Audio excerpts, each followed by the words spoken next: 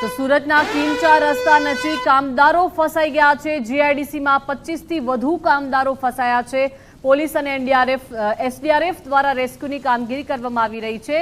વરસાદ બાદ કીમ નદીના પાણી જીઆઈડીસીમાં ફરી વળ્યા છે। 25 થી વધુ કામદારો ત્યાં ફસાયા છે અને પોલીસ એસડીઆરએફની ટીમ દ્વારા રેસ્ક્યુની કામગીરી હાથ ધરવામાં આવી છે। વરસાદ બાદ કીમ નદીના પાણી આ જીઆઈડીસીમાં ફરી વળ્યા છે અને જીઆઈડીસીમાં કામ કરતા કામદારો ફસાયા છે।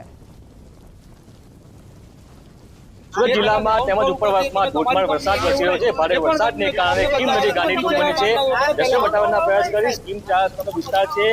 કેટલીક સોસાયટીઓમાં લોકો છે તે ફસાયા હોવાનો કોલ મળતા એસડીઆરએફ ટીમ તેમજ પાલોદ પોલીસની ટીમ રેસ્ક્યુ માટે પહોંચી રહી છે। ત્યારે દ્રશ્ય જોઈ શકો છો કીમ નદીના જે પુલ છે તે આ જે સમગ્ર જે કંપનીઓ છે તેમાં ફરી વળ્યા છે। કેટલાક લોકો ફસાયા હોવાનો કોલ મળતા જ એસડીઆરએફની ટીમ તેમજ જે પાલોદ પોલીસ છે તે બચાવ કામગીરીમાં પહોંચી રહી છે। દ્રશ્યો આપ જોઈ શકો છો। હાલ આપણી સાથે પાલોદ પોલીસ મથકના પીઆઈ છે તેમની સાથે વાત કરવાનો પ્રયાસ કરીશું। સાહેબ, કઈ રીતનો કોલ મળ્યો હતો અને કેટલા લોકો ફસાવાની વાત?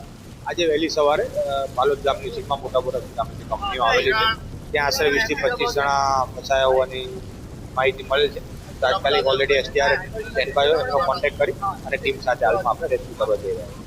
શું અપીલ કરતો લોકોને, કારણ કે વારંવાર સૂચના આપવા છતાં લોકો સ્થળાંતર નથી કરી રહ્યા? લોકોને કાલ સવારથી પોલીસ પ્રશાસન સાથે મળી અને અપીલ કરવામાં આવેલ છે કે કીમ નદીનું સ્તર વધી રહ્યું છે, તો તમામ સુરક્ષિત નીચાણવાળા જે વિસ્તારો છે જ્યાં પાણી ભરાવાની સંભાવના છે તે સુરક્ષિત જગ્યાએ ખસી જાય।